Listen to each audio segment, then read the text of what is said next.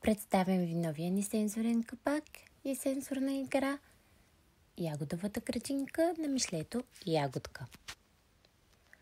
В една малка градинка, където слънцето галеше ягодките, а пчеличките пееха песнички, живееше мъничко Мишле на име Ягодка.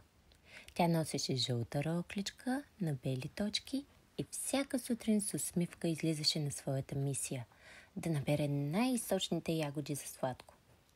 Един ден, докато береше ягодки и ги слагаше в любимата си медна тенджерка, над градината се появи дъга. Не беше обикновена дъга. Тази имаше малки дупчици между цветовете, сякаш приканваше нещо да бъде поставено там. Дали дъгата ще стане още по-цветна, ако й помогна? Зачуди се Мишлето. Тя започна да слага цветни дървени клечки във всеки цвят на дъгата. Червена за ягодката, оранжева за залеза, жълта като роклята й, зелена като листата и тревата, синя като небето и лилава като най-редкият цвят в градината.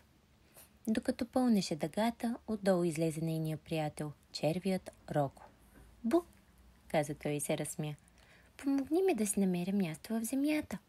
Ягодка му показа тунела под ягодовото коренче и го постави внимателно вътре. После вдигна камъче и го постави в една от малките дупчици, където по-късно щеше да посади цвете. Всичко в градината си има място. Дъгата, ягодите, червият, камъчетата и дори детските ръчички, които ще ми помагат, усмихна се тя.